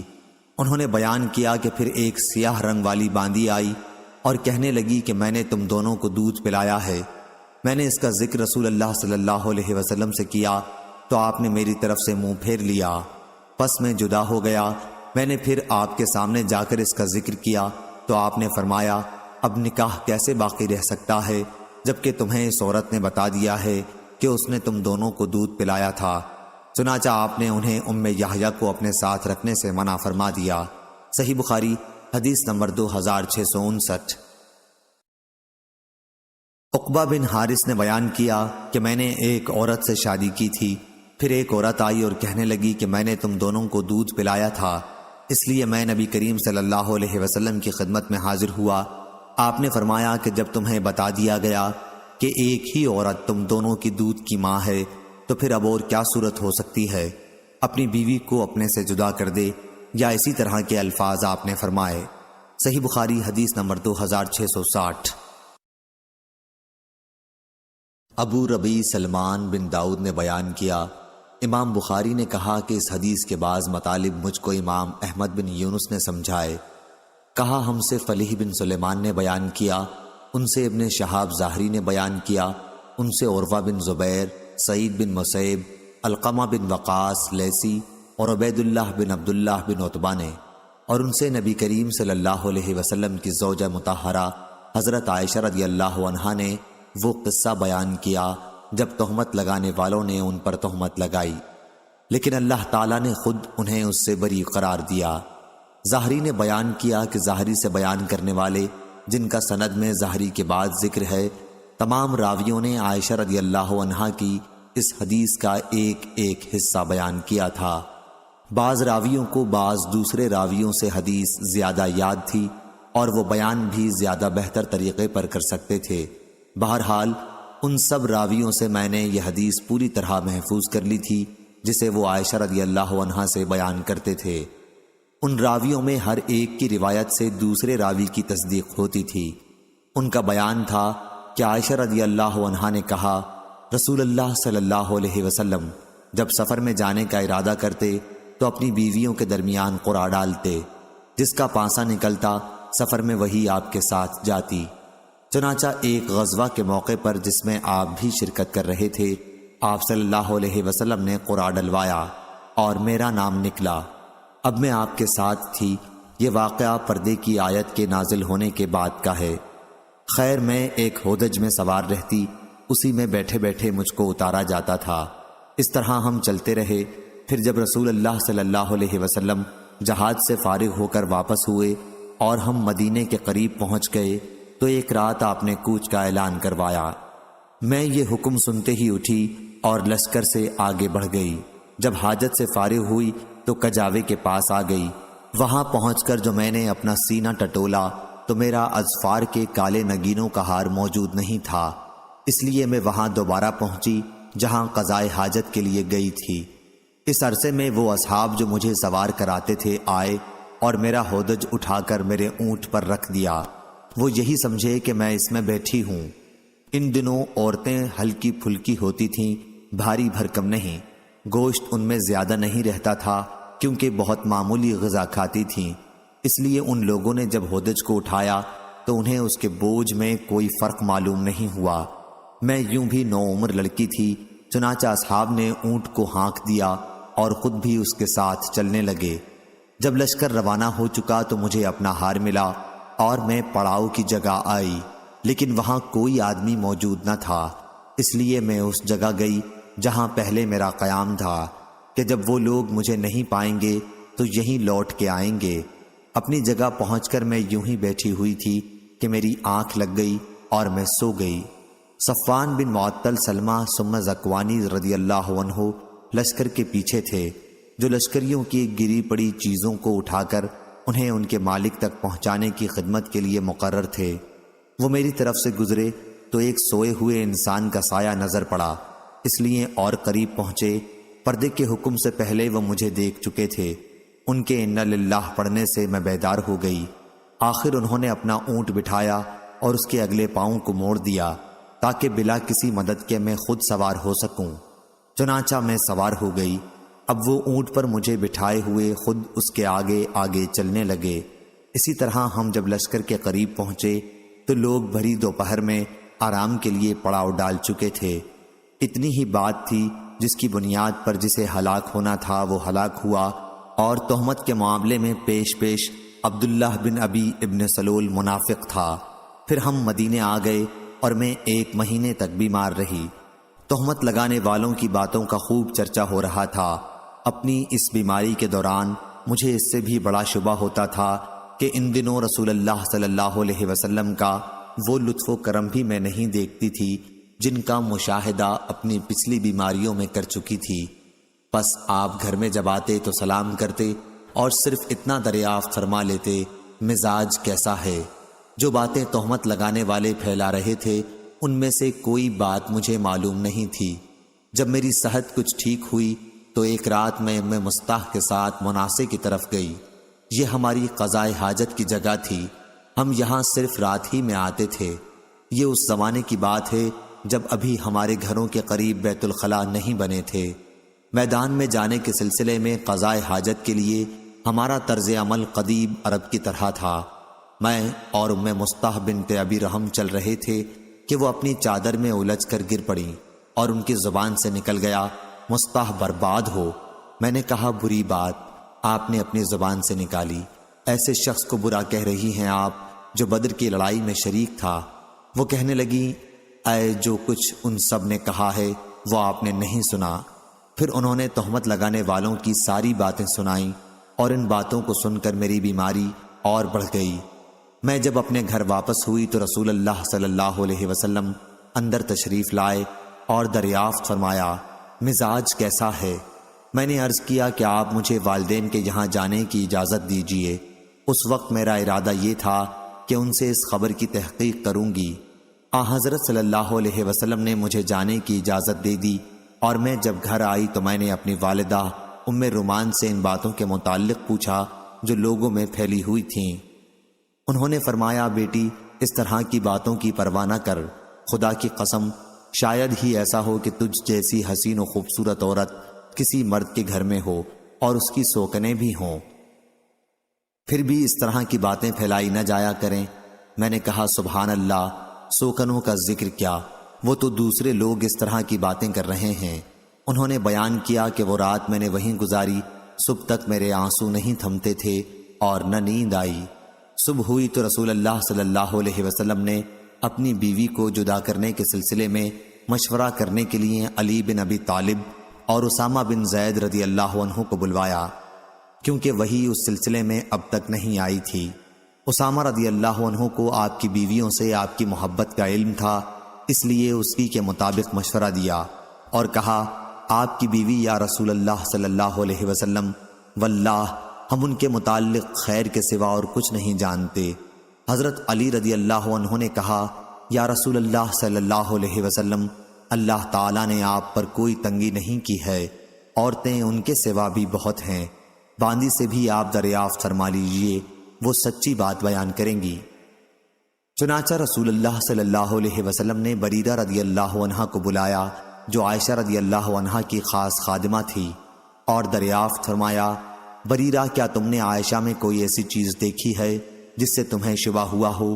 بریرہ رضی اللہ عنہ نے عرض کیا، نہیں، اس ذات کی قسم جس نے آپ کو حق کے ساتھ مبعوث فرمایا ہے، میں نے ان میں کوئی ایسی چیز نہیں دیکھی جس کا عیب میں ان پر لگا سکوں۔ اتنی بات ضرور ہے کہ وہ 9 عمر لڑکی ہیں، آٹا گوندھ کر سو جاتی ہیں، پھر بکری آتی ہے اور کھا لیتی ہے۔ رسول اللہ صلی اللہ علیہ وسلم نے اسی دن عبداللہ بن ابی ابن سلول کے بارے میں مدد چاہی۔ آپ نے فرمایا، ایک ایسے شخص کے بارے میں میری کون مدد کرے گا جس کی اذیت اور تکلیف دہی کا سلسلہ اب میری بیوی کے معاملے تک پہنچ چکا ہے۔ اللہ کی قسم، اپنی بیوی کے بارے میں خیر کے سوا اور کوئی چیز مجھے معلوم نہیں۔ پھر نام بھی اس معاملے میں انہوں نے ایک ایسے آدمی کا لیا ہے جس کے متعلق بھی میں خیر کے سوا اور کچھ نہیں جانتا۔ خود میرے گھر میں جب بھی وہ آئے ہیں تو میرے ساتھ ہی آئے۔ یہ سن کر سعد بن معاذ رضی اللہ عنہ کھڑے ہوئے اور عرض کیا، کیا رسول اللہ صلی اللہ علیہ وسلم واللہ میں آپ کی مدد کروں گا۔ اگر وہ شخص جس کے متعلق تہمت لگانے کا آپ نے اشارہ فرمایا ہے اوس قبیلے سے ہوگا تو ہم اس کی گردن مار دیں گے، کیونکہ سعد رضی اللہ عنہ خود قبیلہ اوس کے سردار تھے۔ اور اگر وہ خزرج کا آدمی ہوا تو آپ ہمیں حکم دیں، جو بھی آپ کا حکم ہوگا ہم تعمیل کریں گے۔ اس کے بعد سعد بن عبادہ رضی اللہ عنہ کھڑے ہوئے جو قبیلہ خزرج کے سردار تھے، حالانکہ اس سے پہلے اب تک بہت صالح تھے، لیکن اس وقت سعد بن معاذ رضی اللہ عنہ کی بات پر حمیت سے غصہ ہو گئے تھے، اور سعد بن معاذ رضی اللہ عنہ سے کہنے لگے، خدا کے دوام و بقا کی قسم تم جھوٹ بولتے ہو، نہ تم اسے قتل کر سکتے ہو اور نہ تمہارے اندر اس کی طاقت ہے۔ پھر اسید بن حضیر رضی اللہ عنہ کھڑے ہوئے، سعد بن معاذ رضی اللہ عنہ کے چچا زاد بھائی، اور کہا، خدا کی قسم ہم اسے قتل کر دیں گے اگر رسول اللہ صلی اللہ علیہ وسلم کا حکم ہوا۔ کوئی شبہ نہیں رہ جاتا کہ تم بھی منافق ہو، کیونکہ منافقوں کی طرفداری کر رہے ہو۔ اس پر اوس و خزرج دونوں قبیلوں کے لوگ اٹھ کھڑے ہوئے اور آگے بڑھنے ہی والے تھے کہ رسول اللہ صلی اللہ علیہ وسلم جو ابھی تک ممبر پر تشریف رکھتے تھے ممبر سے اترے اور لوگوں کو نرم کیا۔ اب سب لوگ خاموش ہو گئے اور آپ بھی خاموش ہو گئے۔ میں اس دن بھی روتی رہی، نہ میرے آنسو تھمتے تھے اور نہ نیند آتی تھی۔ پھر میرے پاس میرے ماں باپ آئے، میں 2 راتوں اور 1 دن سے برابر روتی رہی تھی۔ ایسا معلوم ہوتا تھا کہ روتے روتے میرے دل کے ٹکڑے ہو جائیں گے۔ انہوں نے بیان کیا کہ ماں باپ میرے پاس بیٹھے ہوئے تھے کہ ایک انصاری عورت نے اجازت چاہی اور میں نے انہیں اندر آنے کی اجازت دے دی، اور وہ بھی میرے ساتھ بیٹھ کر رونے لگی۔ ہم سب اسی طرح تھے کہ رسول اللہ صلی اللہ علیہ وسلم اندر تشریف لائے اور بیٹھ گئے۔ جس دن سے میرے متعلق وہ باتیں کہی جا رہی تھیں جو کبھی نہیں کہی گئی تھیں، اس دن سے میرے پاس آپ نہیں بیٹھے تھے۔ آپ صلی اللہ علیہ وسلم 1 مہینے تک انتظار کرتے رہے تھے، لیکن میرے معاملے میں کوئی وحی آپ پر نازل نہیں ہوئی تھی۔ عائشہ رضی اللہ عنہا نے بیان کیا کہ پھر آپ صلی اللہ علیہ وسلم نے تشہد پڑھی اور فرمایا، عائشہ تمہارے متعلق مجھے یہ باتیں معلوم ہوئیں، اگر تم اس معاملے میں بری ہو تو اللہ تعالیٰ بھی تمہاری برت ظاہر کر دے گا، اور اگر تم نے گناہ کیا ہے تو اللہ تعالیٰ سے مغفرت چاہو اور اس کے حضور توبہ کرو، کہ بندہ جب اپنے گناہ کا اقرار کر کے توبہ کرتا ہے تو اللہ تعالیٰ بھی اس کی توبہ قبول کرتا ہے۔ جو ہی آپ صلی اللہ علیہ وسلم نے اپنی گفتگو ختم کی، میرے آنسو اس طرح خشک ہو گئے کہ اب ایک قطرہ بھی محسوس نہیں ہوتا تھا۔ میں نے اپنے باپ سے کہا، کیا آپ رسول اللہ صلی اللہ علیہ وسلم سے میرے متعلق کہیے، لیکن انہوں نے کہا، قسم اللہ کی مجھے نہیں معلوم کیا حضرت صلی اللہ علیہ وسلم سے مجھے کیا کہنا چاہیے۔ میں نے اپنی ماں سے کہا کہ رسول اللہ صلی اللہ علیہ وسلم نے جو کچھ فرمایا اس کے متعلق حضور صلی اللہ علیہ وسلم سے آپ ہی کچھ کہیے۔ انہوں نے بھی یہی فرما دیا کہ قسم اللہ کی مجھے معلوم نہیں کہ مجھے رسول اللہ صلی اللہ علیہ وسلم سے کیا کہنا چاہیے۔ انہوں نے بیان کیا کہ میں نوعمر لڑکی تھی، قرآن مجھے زیادہ یاد نہیں تھا۔ میں نے کہا، اللہ گواہ ہے، مجھے معلوم ہوا کہ آپ لوگوں نے بھی لوگوں کی افواہ سنی ہے اور آپ لوگوں کے دلوں میں وہ بات بیٹھ گئی ہے، اور اس کی تصدیق بھی آپ لوگ کر چکے ہیں۔ اس لیے اب اگر میں کہوں کہ میں اس بہتان سے بری ہوں، اور اللہ خوب جانتا ہے کہ میں واقعی اس سے بری ہوں، تو آپ لوگ میرے اس معاملے میں تصدیق نہیں کریں گے۔ لیکن اگر میں گناہ کو اپنے ذمہ لے لوں، حالانکہ اللہ تعالیٰ خوب جانتا ہے کہ میں اس سے بری ہوں، تو آپ لوگ میری بات کی تصدیق کر دیں گے۔ قسم اللہ کی میں اس وقت اپنی اور آپ لوگوں کی کوئی مثال یوسف علیہ السلام کے والد یعقوب علیہ السلام کے سوا نہیں پاتی کہ انہوں نے بھی فرمایا تھا، پس صبر جمیل، صبر ہی بہتر ہے، اور جو کچھ تم کہتے ہو اس معاملے میں میرا مددگار اللہ تعالیٰ ہے۔ اس کے بعد بستر پر میں نے اپنا رخ دوسری طرف کر لیا، اور مجھے امید تھی کہ خود اللہ تعالیٰ میری برت کرے گا، لیکن میرا یہ خیال کبھی نہ تھا کہ میرے متعلق وہی نازل ہوگی۔ میری اپنی نظر میں حیثیت اس سے بہت معمولی تھی کہ قرآن مجید میں میرے متعلق کوئی آیت نازل ہو۔ ہاں، مجھے اتنی امید ضرور تھی کہ آپ کوئی خواب دیکھیں گے جس میں اللہ تعالیٰ مجھے بری فرما دے گا۔ اللہ گواہ ہے کہ ابھی آپ اپنی جگہ سے اٹھے بھی نہ تھے، اور نہ اس وقت گھر میں موجود کوئی باہر نکلا تھا کہ آپ پر وحی نازل ہونے لگی، اور شدت وحی سے آپ جس طرح پسینے پسینے ہو جایا کرتے تھے وہی کیفیت آپ کی اب بھی تھی۔ پسینے کے قطرے موتیوں کی طرح آپ کے جسم مبارک سے گرنے لگے، حالانکہ سردی کا موسم تھا۔ جب وحی کا سلسلہ ختم ہوا تو آپ ہنس رہے تھے، اور سب سے پہلا کلمہ جو آپ کی زبان مبارک سے نکلا وہ یہ تھا، اے عائشہ، اللہ کی حمد بیان کر کہ اس نے تمہیں بری قرار دے دیا ہے۔ میری والدہ نے کہا، بیٹی جا، رسول اللہ صلی اللہ علیہ وسلم کے سامنے جا کر کھڑی ہو جا۔ میں نے کہا، نہیں، قسم اللہ کی، میں آپ کے پاس جا کر کھڑی نہ ہوں گی، اور میں تو صرف اللہ کی حمد و ثنا کروں گی۔ اللہ تعالیٰ نے یہ آیت نازل فرمائی تھی، جن لوگوں نے تہمت تراشی کی ہے وہ تم ہی میں سے کچھ لوگ ہیں۔ جب اللہ تعالیٰ نے میری برات میں یہ آیت نازل فرمائی تو ابو بکر رضی اللہ عنہ نے، جو مصطح بن اثاثہ رضی اللہ عنہ کے اخراجات قرابت کی وجہ سے خود ہی اٹھاتے تھے، کہا کہ قسم اللہ کی، اب میں مصطح پر کبھی کوئی خرچ نہیں کروں گا کہ وہ بھی عائشہ پر تہمت لگانے میں شریک تھا۔ اس پر اللہ تعالیٰ نے یہ آیت نازل کی، تم میں سے صاحب فضل و صاحب مال لوگ قسم نہ کھائیں، اللہ کے ارشاد غفور الرحیم تک۔ ابو بکر رضی اللہ عنہ نے کہا، خدا کی قسم، بس میری یہی خواہش ہے کہ اللہ تعالیٰ میری مغفرت کر دے۔ چنانچہ مصطح رضی اللہ عنہ کو جو آپ پہلے دیا کرتے تھے وہ پھر دینے لگے۔ رسول اللہ صلی اللہ علیہ وسلم نے زینب بنت حجش رضی اللہ عنہا ام المومنین سے بھی میرے متعلق پوچھا تھا۔ آپ نے دریافت فرمایا کہ زینب، تم عائشہ رضی اللہ عنہا کے متعلق کیا جانتی ہو اور کیا دیکھا ہے؟ انہوں نے جواب دیا، میں اپنے کان اور اپنی آنکھ کی حفاظت کرتی ہوں کہ جو چیز میں نے دیکھی ہو یا سنی ہو وہ آپ سے بیان کرنے لگوں۔ خدا گواہ ہے کہ میں نے ان میں خیر کے سوا اور کچھ نہیں دیکھا۔ عائشہ رضی اللہ عنہا نے بیان کیا کہ یہی میری برابر کی تھیں، لیکن اللہ تعالیٰ نے انہیں تقوی کی وجہ سے بچا لیا۔ صحیح بخاری حدیث نمبر 2661۔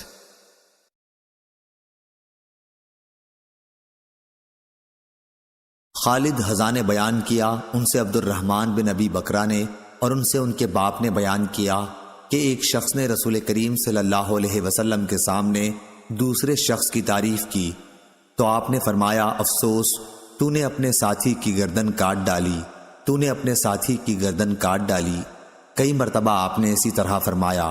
پھر فرمایا کہ اگر کسی کے لیے اپنے کسی بھائی کی تعریف کرنی ضروری ہو جائے تو یوں کہے کہ میں فلاں شخص کو ایسا سمجھتا ہوں، آگے اللہ خوب جانتا ہے، میں اللہ کے سامنے کسی کو بے عیب نہیں کہہ سکتا، میں سمجھتا ہوں وہ ایسا ایسا ہے اگر اس کا حال جانتا ہو۔ صحیح بخاری حدیث نمبر 2662۔ ابو موسیٰ اشعری رضی اللہ عنہ نے بیان کیا کہ رسول کریم صلی اللہ علیہ وسلم نے سنا کہ ایک شخص دوسرے کی تعریف کر رہا تھا اور مبالغے سے کام لے رہا تھا، تو رسول اللہ صلی اللہ علیہ وسلم نے فرمایا کہ تم لوگوں نے اس شخص کو ہلاک کر دیا، اس کی پشت توڑ دی۔ صحیح بخاری حدیث نمبر 2663۔ نافع نے بیان کیا، انہوں نے کہا کہ ہم سے عبداللہ بن عمر رضی اللہ عنہ نے بیان کیا کہ احد کی لڑائی کے موقع پر وہ رسول اللہ صلی اللہ علیہ وسلم کے سامنے جنگ پر جانے کے لیے پیش ہوئے تو انہیں اجازت نہیں ملی۔ اس وقت ان کی عمر 14 سال تھی۔ پھر غزوہ خندق کے موقع پر پیش ہوئے تو اجازت مل گئی، اس وقت ان کی عمر 15 سال تھی۔ نافع نے بیان کیا کہ جب میں عمر بن عبدالعزیز رحمہ اللہ کے یہاں ان کی خلافت کے زمانے میں گیا تو میں نے ان سے یہ حدیث بیان کی تو انہوں نے فرمایا کہ چھوٹے اور بڑے کے درمیان 15 سال ہی کی حد ہے۔ پھر انہوں نے اپنے حاکموں کو لکھا کہ جس بچے کی عمر 15 سال کی ہو جائے اس کا فوجی وظیفہ بیت المال سے مقرر کر دیں۔ صحیح بخاری حدیث نمبر 2664۔ سفیان نے بیان کیا، انہوں نے کہا ہم سے صفوان بن سلیم نے بیان کیا، ان سے عطا بن یسار نے اور ان سے ابو سعید خدری رضی اللہ عنہ نے کہ نبی کریم صلی اللہ علیہ وسلم نے فرمایا، ہر بالغ پر جمعے کے دن غسل واجب ہے۔ صحیح بخاری حدیث نمبر 2665۔ ابن ابی ملیکہ نے بیان کیا کہ ابن عباس رضی اللہ عنہ نے لکھا تھا، نبی کریم صلی اللہ علیہ وسلم نے مدعا علیہ کے لیے قسم کھانے کا فیصلہ کیا تھا۔ صحیح بخاری حدیث نمبر 2668۔ اکرمہ نے بیان کیا اور ان سے ابن عباس رضی اللہ عنہ نے بیان کیا کہ ہلال بن امیہ رضی اللہ عنہ نے نبی کریم صلی اللہ علیہ وسلم کے سامنے اپنی بیوی پر شریک بن صحمہ کے ساتھ تہمت لگائی تو آپ نے فرمایا کہ اس پر گواہ لا ورنہ تمہاری پیٹھ پر حد لگائی جائے گی۔ انہوں نے کہا یا رسول اللہ، کیا ہم میں سے کوئی شخص اگر اپنی عورت دوسرے کو دیکھے گا تو گواہ ڈھونڈنے دوڑے گا؟ حضرت صلی اللہ علیہ وسلم برابر یہی فرماتے رہے کہ گواہ لا ورنہ تمہاری پیٹھ پر حد لگائی جائے گی۔ پھر لعان کی حدیث کا ذکر کیا۔ صحیح بخاری حدیث نمبر 2671۔ جریر بن عبد الحمید نے بیان کیا اعمش سے، ان سے ابو صالح نے اور ان سے ابو ہریرہ رضی اللہ عنہ نے بیان کیا کہ رسول اللہ صلی اللہ علیہ وسلم نے فرمایا 3 طرح کے لوگ ایسے ہیں کہ اللہ تعالیٰ ان سے بات بھی نہ کرے گا، نہ ان کی طرف نظر اٹھا کر دیکھے گا اور نہ انہیں پاک کرے گا، بلکہ انہیں سخت دردناک عذاب ہوگا۔ ایک وہ شخص جو سفر میں ضرورت سے زیادہ پانی لیے جا رہا ہے اور کسی مسافر کو جسے پانی کی ضرورت ہو نہ دے۔ دوسرا وہ شخص جو کسی خلیفۃ المسلمین سے بیعت کرے اور صرف دنیا کے لیے بیعت کرے کہ جس سے اس نے بیعت کی اگر وہ اس کا مقصد پورا کر دے تو یہ بھی وفاداری سے کام لے ورنہ اس کے ساتھ بیعت و عہد کے خلاف کرے۔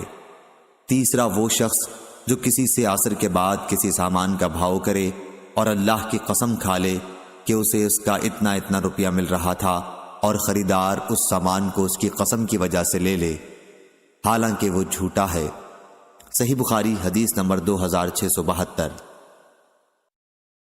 عبد الواحد نے بیان کیا اعمش سے، ان سے ابو وائل نے اور ان سے عبداللہ بن مسعود رضی اللہ عنہ نے کہ نبی کریم صلی اللہ علیہ وسلم نے فرمایا جو شخص قسم اس لیے کھاتا ہے تاکہ اس کے ذریعے کسی کا مال ناجائز طور پر ہضم کر جائے تو وہ اللہ سے اس حال میں ملے گا کہ اللہ پاک اس پر غضبناک ہوگا۔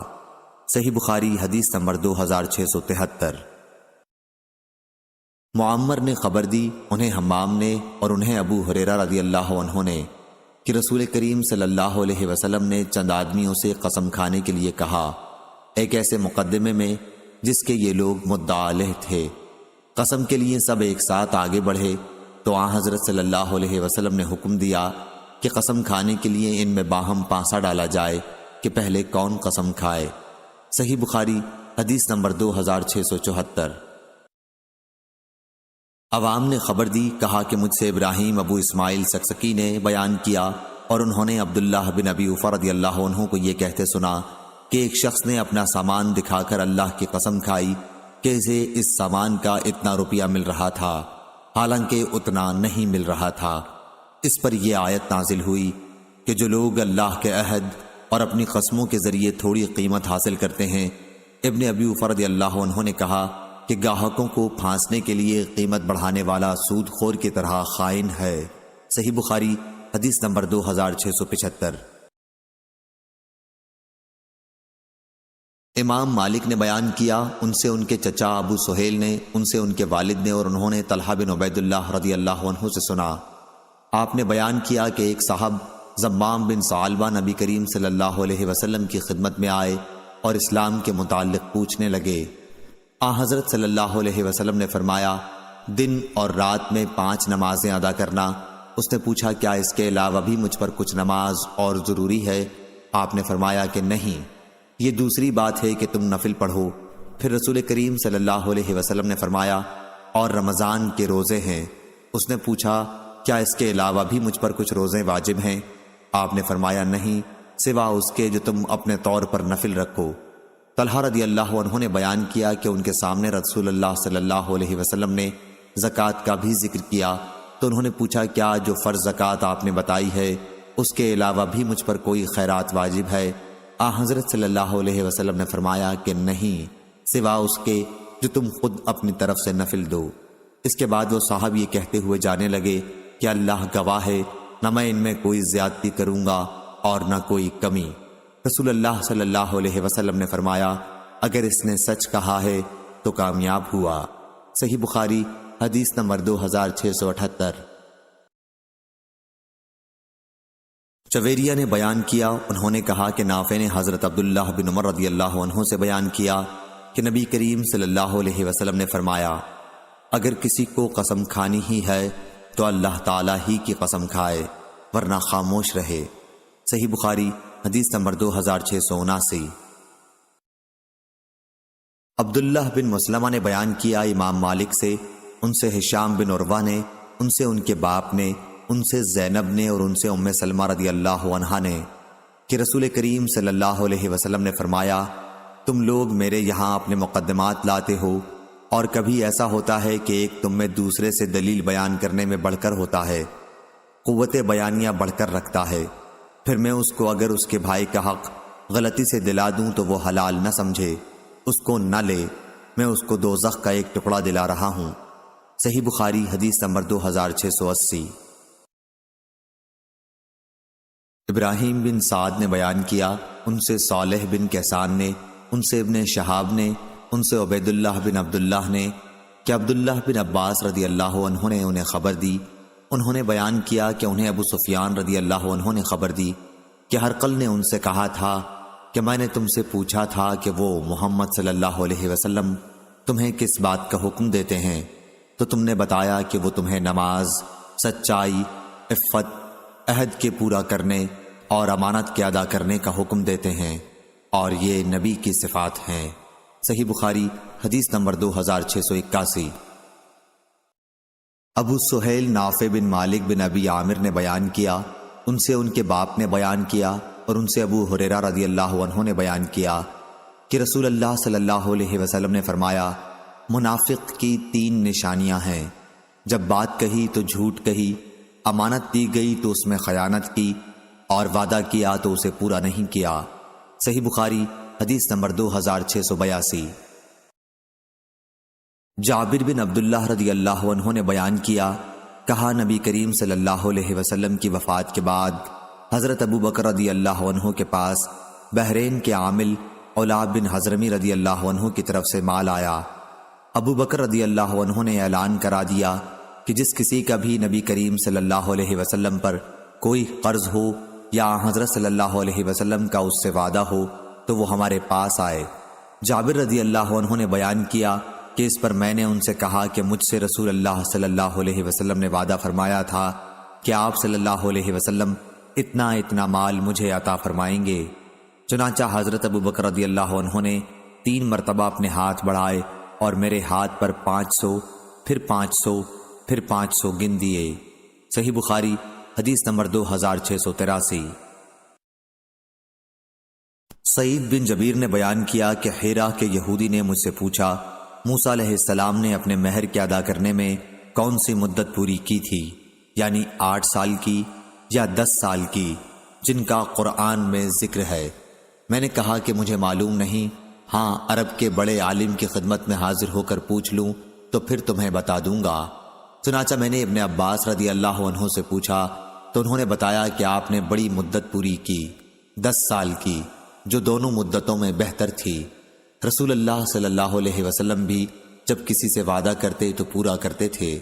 صحیح بخاری حدیث نمبر 2684۔ لیث نے بیان کیا یونس سے، ان سے ابن شہاب نے، ان سے عبید اللہ بن عبداللہ بن عتبہ نے کہ ابن عباس رضی اللہ عنہ نے کہا، اے مسلمانوں، اہل کتاب سے تم کیوں سوالات کرتے ہو، حالانکہ تمہاری کتاب جو تمہارے نبی صلی اللہ علیہ وسلم پر نازل ہوئی ہے اللہ تعالیٰ کی طرف سے سب سے بعد میں نازل ہوئی ہے، تم اسے پڑھتے ہو اور اس میں کسی قسم کی آمیزش بھی نہیں ہوئی ہے۔ اللہ تعالیٰ تو تمہیں پہلے ہی بتا چکا ہے کہ اہل کتاب نے اس کتاب کو بدل دیا جو اللہ تعالیٰ نے انہیں دی تھی، اور خود ہی اس میں تغیر کر دیا، اور پھر کہنے لگے یہ کتاب اللہ کی طرف سے ہے۔ ان کا مقصد اس سے صرف یہ تھا کہ اس طرح تھوڑی پونجی دنیا کی حاصل کر سکیں۔ پس کیا جو علم قرآن تمہارے پاس آیا ہے وہ تم کو ان اہل کتاب سے پوچھنے کو نہیں روکتا؟ اللہ کی قسم، ہم نے ان کے کسی آدمی کو کبھی نہیں دیکھا کہ وہ ان آیات کے متعلق تم سے پوچھتا ہو جو تم پر تمہارے نبی کے ذریعے نازل کی گئی ہیں۔ صحیح بخاری حدیث نمبر 2685۔ شعبی نے بیان کیا، انہوں نے نعمان بن بشیر رضی اللہ عنہ سے سنا، وہ کہتے تھے کہ نبی کریم صلی اللہ علیہ وسلم نے فرمایا، اللہ کی حدود میں سستی برتنے والے اور اس میں مبتلا ہو جانے والے کی مثال ایک ایسی قوم کسی ہے جس نے ایک کشتی پر سفر کرنے کے لیے جگہ کے بارے میں قرآن اندازی کی، پھر نتیجے میں کچھ لوگ نیچے سوار ہوئے اور کچھ لوگ اوپر۔ نیچے کے لوگ پانی لے کر اوپر کی منزل سے گزرتے تھے اور اس سے اوپر والوں کو تکلیف ہوتی تھی۔ اس خیال سے نیچے والا ایک آدمی کلہاڑی سے کشتی کا نیچے کا حصہ کاٹنے لگا تاکہ نیچے ہی سے سمندر کا پانی لے لیا کرے۔ اب اوپر والے آئے اور کہنے لگے کہ یہ کیا کر رہے ہو؟ اس نے کہا کہ تم لوگوں کو میرے اوپر آنے جانے سے تکلیف ہوتی تھی اور میرے لیے بھی پانی ضروری تھا۔ اب اگر انہوں نے نیچے والے کا ہاتھ پکڑ لیا تو انہیں بھی نجات دی اور خود بھی نجات پائی، لیکن اگر اسے یوں ہی چھوڑ دیا تو انہیں بھی ہلاک کیا اور خود بھی ہلاک ہو گئے۔ صحیح بخاری حدیث نمبر 2686۔ شعیب نے خبر دی ظاہری سے، ان سے خارجہ بن زید انصاری نے بیان کیا کہ ان کی رشتہ دار ایک عورت ام علا نامی نے، جنہوں نے رسول اللہ صلی اللہ علیہ وسلم سے بیعت بھی کی تھی، انہیں خبر دی کہ انصار نے مہاجرین کو اپنے یہاں ٹھہرانے کے لیے پانسے ڈالے تو عثمان بن مظعون رضی اللہ عنہ کا قیام ہمارے حصے میں آیا۔ ام علا رضی اللہ عنہ نے کہا کہ پھر عثمان بن مظعون رضی اللہ عنہ ہمارے گھر ٹھہرے اور کچھ مدت بعد وہ بیمار پڑ گئے۔ ہم نے ان کی تیمارداری کی مگر کچھ دن بعد ان کی وفات ہو گئی۔ جب ہم انہیں کفن دے چکے تو رسول اللہ صلی اللہ علیہ وسلم تشریف لائے۔ میں نے کہا ابو صائب، عثمان رضی اللہ عنہ کی کنیت، تم پر اللہ کی رحمتیں نازل ہوں، میری گواہی ہے کہ اللہ نے اپنے یہاں تمہاری ضرور عزت اور بڑائی کی ہوگی۔ اس پر آن حضرت صلی اللہ علیہ وسلم نے فرمایا، یہ بات تمہیں کیسے معلوم ہو گئی کہ اللہ تعالیٰ نے ان کی عزت اور بڑائی کی ہوگی؟ میں نے عرض کیا، میرے ماں باپ آپ پر فدا ہوں، مجھے یہ بات کسی ذریعے سے معلوم نہیں ہوئی ہے۔ پھر آن حضرت صلی اللہ علیہ وسلم نے فرمایا، عثمان کا جہاں تک معاملہ ہے تو اللہ گواہ ہے کہ ان کی وفات ہو چکی اور میں ان کے بارے میں اللہ سے خیر ہی کی امید رکھتا ہوں، لیکن اللہ کی قسم، اللہ کے رسول ہونے کے باوجود مجھے بھی یہ علم نہیں کہ ان کے ساتھ کیا معاملہ ہوگا۔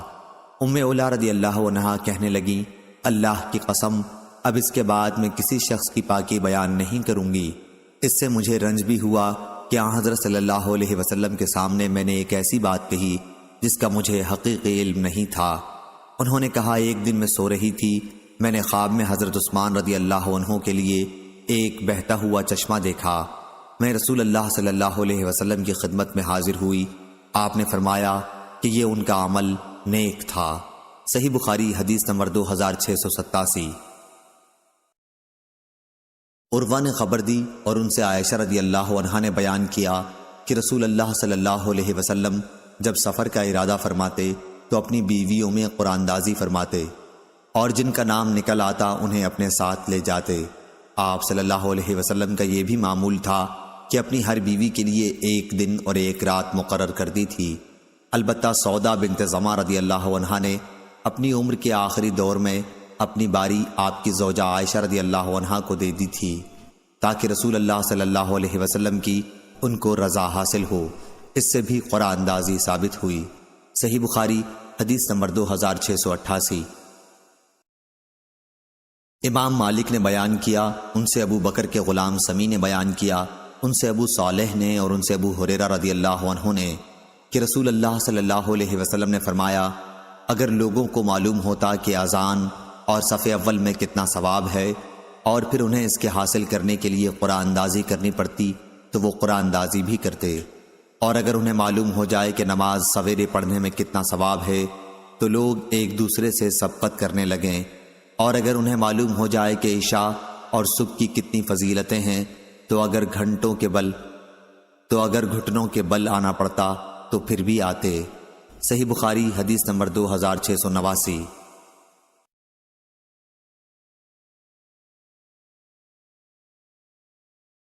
سہل بن سعد رضی اللہ عنہ نے بیان کیا کہ قبا کے بنو عمرو بن عوف میں آپس میں کچھ تکرار ہو گئی تو رسول اللہ صلی اللہ علیہ وسلم اپنے کئی اصحاب کو ساتھ لے کر ان کے یہاں ان میں صلح کرانے کے لیے گئے، اور نماز کا وقت ہو گیا لیکن آپ تشریف نہ لا سکے۔ چنانچہ بلال رضی اللہ عنہ نے آگے بڑھ کر اذان دی۔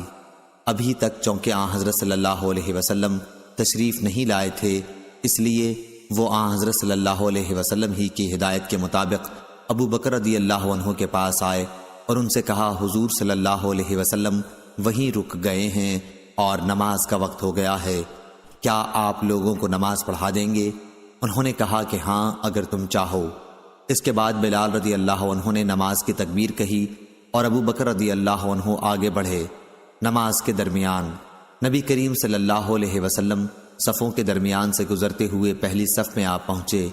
لوگ بار بار ہاتھ پر ہاتھ مارنے لگے، مگر ابو بکر رضی اللہ عنہ نماز میں کسی دوسری طرف متوجہ نہیں ہوتے تھے، مگر جب بار بار ایسا ہوا تو آپ متوجہ ہوئے اور معلوم کیا کہ رسول اللہ صلی اللہ علیہ وسلم آپ کے پیچھے ہیں۔ حضرت صلی اللہ علیہ وسلم نے اپنے ہاتھ کے اشارے سے انہیں حکم دیا کہ جس طرح وہ نماز پڑھا رہے ہیں اسے جاری رکھیں، لیکن ابو بکر رضی اللہ عنہ نے اپنا ہاتھ اٹھا کر اللہ کی حمد بیان کی اور الٹے پاؤں پیچھے آ گئے اور صف میں مل گئے۔ پھر نبی کریم صلی اللہ علیہ وسلم آگے بڑھے اور نماز پڑھائی۔ نماز سے فارغ ہو کر آپ لوگوں کی طرف متوجہ ہوئے اور انہیں ہدایت کی کہ لوگوں، جب نماز میں کوئی بات پیش آتی ہے تو تم ہاتھ پر ہاتھ مارنے لگتے ہو۔ ہاتھ پر ہاتھ مارنا عورتوں کے لیے ہے، مردوں کو جس کی نماز میں کوئی بات پیش آئے تو اسے سبحان اللہ کہنا چاہیے، کیونکہ یہ لفظ جو بھی سنے گا وہ متوجہ ہو جائے گا۔ اے ابو بکر، جب میں نے اشارہ بھی کر دیا تو پھر آپ لوگوں کو نماز کیوں نہیں پڑھاتے رہے؟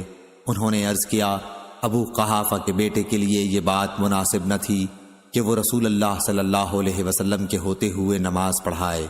صحیح بخاری حدیث نمبر 2690۔ معتمر نے بیان کیا، کہا کہ میں نے اپنے باپ سے سنا اور ان سے انس رضی اللہ عنہ نے بیان کیا کہ نبی کریم صلی اللہ علیہ وسلم سے عرض کیا گیا اگر آپ عبداللہ بن ابی منافق کے یہاں تشریف لے چلتے تو بہتر تھا۔ حضرت صلی اللہ علیہ وسلم اس کے یہاں ایک گدھے پر سوار ہو کر تشریف لے گئے۔ صحابہ رضوان اللہ علیہم پیدل آپ کے ہمراہ تھے۔ جدھر سے آپ گزر رہے تھے وہ شور زمین تھی۔ جب نبی کریم صلی اللہ علیہ وسلم اس کے یہاں پہنچے تو وہ کہنے لگا ذرا آپ دور ہی رہیے، آپ کے گدھے کی بو نے میرا دماغ پریشان کر دیا ہے۔ اس پر ایک انصاری صحابی بولے کہ اللہ کی قسم، رسول اللہ صلی اللہ علیہ وسلم کا گدھا تجھ سے زیادہ خوشبودار ہے۔ عبداللہ منافق کی طرف سے اس کی قوم کا ایک شخص ان صحابی کی اس بات پر غصہ ہو گیا اور دونوں نے ایک دوسرے کو برا بھلا کہا۔ پھر دونوں طرف سے دونوں کے حمایتی مشتعل ہو گئے اور ہاتھا پائی، چھڑی اور جوتے تک نوبت پہنچ گئی۔ ہمیں معلوم ہوا ہے کہ یہ آیت اسی موقع پر نازل ہوئی تھی۔ اگر مسلمانوں کے دو گروہ آپس میں لڑ پڑیں تو ان میں صلح کرا دو۔ صحیح بخاری حدیث نمبر 2691۔ حمید بن عبد الرحمن نے خبر دی کہ ان کی والدہ ام کلثوم بنت عقبہ نے انہیں خبر دی اور انہوں نے نبی کریم صلی اللہ علیہ وسلم کو یہ فرماتے سنا تھا کہ جھوٹا وہ نہیں ہے جو لوگوں میں باہم صلح کرانے کی کوشش کرے اور اس کے لیے کسی اچھی بات کی چغلی کھائے یا اسی سلسلے کی اور کوئی اچھی بات کہہ دے۔ صحیح بخاری حدیث نمبر 2692۔ ابو حازم نے بیان کیا اور ان سے سہل بن سعد رضی اللہ عنہ نے بیان کیا کہ قبا کے لوگوں نے آپس میں جھگڑا کیا اور نوبت یہاں تک پہنچی کہ ایک نے دوسرے پر پتھر پھینکے۔